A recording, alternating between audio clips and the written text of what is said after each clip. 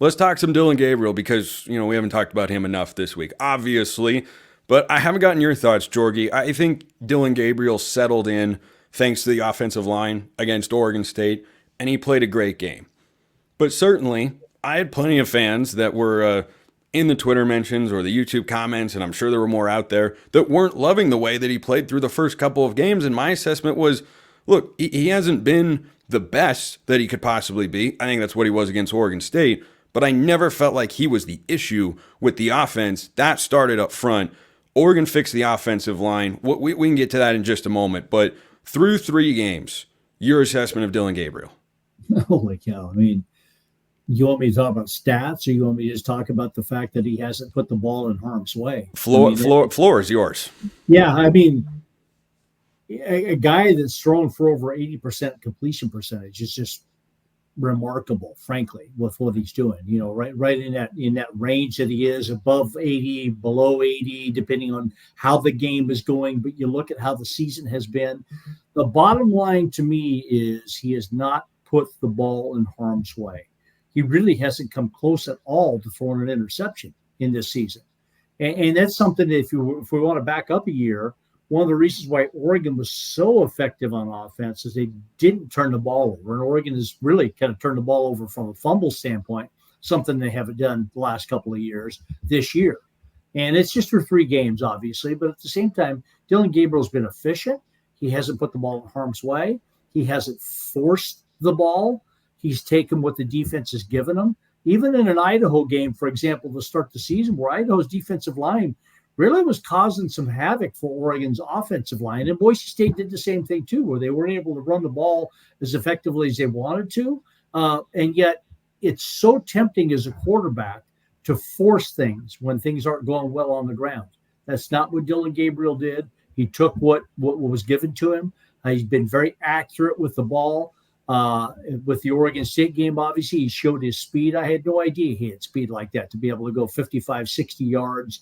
And really nobody closed on him on that touchdown run that he had. So, he's always going to be a weapon, I think, that teams are going to have to worry about now that they've seen the Oregon State film. But you don't need to put him in harm's way, because that Oregon's offensive line, I think in that Oregon State game, particularly with Lalaulu at center, which is his more natural position, and the same 5 that they played for a majority of the game, I think that just helps Dillon Gabriel out that much more.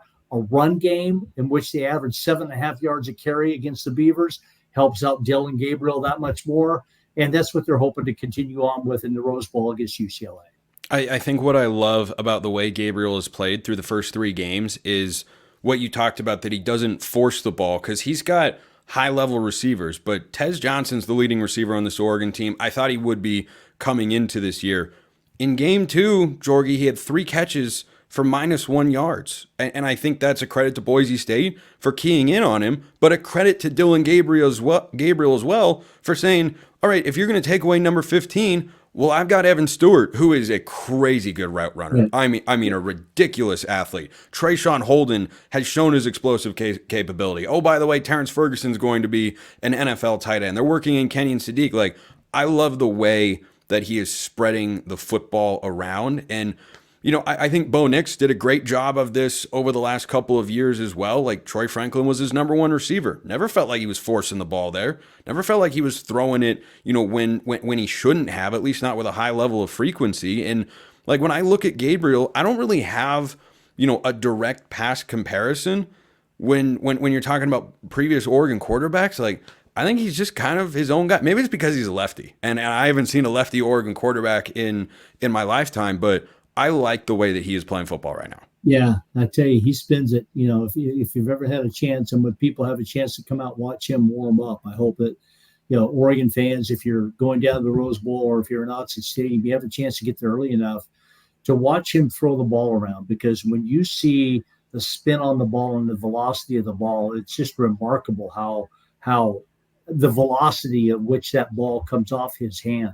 And yet he's got touchdown the field too, as we've seen with Evan Stewart and some other deep balls that he's throwing. So, one of the main things, Spencer, I think, is anytime you have multiple alphas, and that Oregon offense does, it just makes it easier for a quarterback. When you've got an Evan Stewart, when you've got a Tez Johnson, when you've got a Terrence Ferguson, when you've got a Trayshawn Holden, when you've got some backs that can do some different things in that type of deal, when you've got multiple alphas, it makes a quarterback's job a lot easier because you don't have to lock in on anybody, your favorite, your go-to guy as a quarterback. And second of all, a defense can't zero in on one guy and decide, I'm going to double team that guy all the time. Because if you do, and some teams do, you're going to have somebody else in single coverage, and it's going to be really difficult to defend. So this offense, again, I think needed that Oregon State game to find their groove, to spread the wealth amongst a whole bunch of guys, to run the damn ball, okay? And I'm always going to say that if you run the ball, everything is going to follow right behind it, and particularly the pass game. And it's exactly what they did against Oregon State with Jordan James and Noah Whittington, and some big plays, too, that went with it. It's just that good taste in their mouth that these guys have to carry forward 2 weeks later with UCLA. Yeah, I think Gabriel throws one of the tightest spirals I've seen from Oregon quarterbacks in the last couple of years, and he's just so deadly accurate, and he's pushing the ball down the field. He takes what the defense has given him. He's shown the playmaking as well, kind of the improvisation, a little Vernon Adams to him, I think. But I think he throws a little bit more catchable of a ball. Though VA had probably the best deep ball of any Oregon quarterback in the last 20 years or so. I mean, he dropped those things in a bucket every time. That's for another discussion. Yeah. But I think one of the biggest things, and a lot of Oregon fans have seen this as well, that changed in the Oregon State game for Dillon Gabriel and everyone is the offensive line. And I think it poses an interesting question, Jorgie, going into this UCLA game. If Matthew Bedford, this sixth-year Indiana transfer who's expected to be the starting right guard coming into this year, if he's healthy and ready to go, and you think he gives you a better chance to succeed, great. I'm not arguing against that. I don't know if that's a lock to happen when you have a unit that was put out there most of the second half against Boise State, ran the ball effectively and protected Dillon Gabriel. And then against Oregon State, Gabriel was not touched, ran for 7.5 yards a carry. Do you think they make a change at offensive line if Bedford is healthy, or do they say, hey, you're going to be the sixth guy here because that unit has clearly found their groove?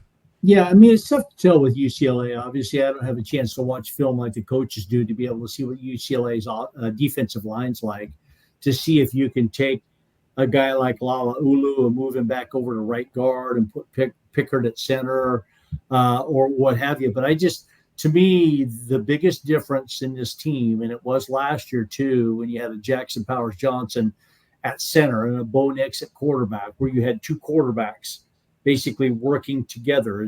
That's the combination you have when you have Dillon Gabriel and Lala Ulu at center.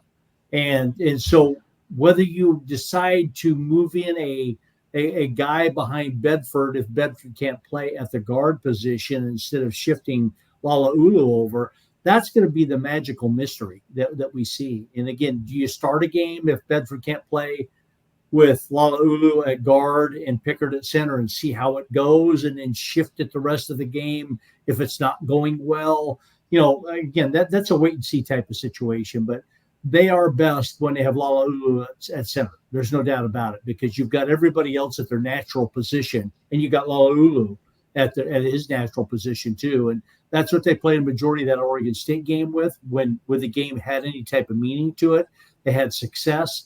They were moving guys off the ball. It just, the whole combination, I think, works really, really well. And, just hope these guys can continue to stay healthy, because for the most part, Spencer, this team through 3 games is pretty healthy. Other than guys that were injured maybe in fall camp in August. Knock on wood. They've come through the first 3 games pretty unscathed. And so hopefully those guys that were dinged up a little bit, the Jeffrey Bosses, even on the defensive side of the ball, haven't played a ton of football. And I know we'll have a chance to probably talk about Bryce Betcher. I get excited to talk about that guy. I mean, God, He's awesome. He's just fun watching the guy play with his hair on fire. And so, hopefully that's what you're able to do on the offensive side of the ball, is have all your guys healthy. Defensive side of the ball that way too. But if you can have Bedford at guard, I think this offensive line is really going to be formidable for the rest of the season.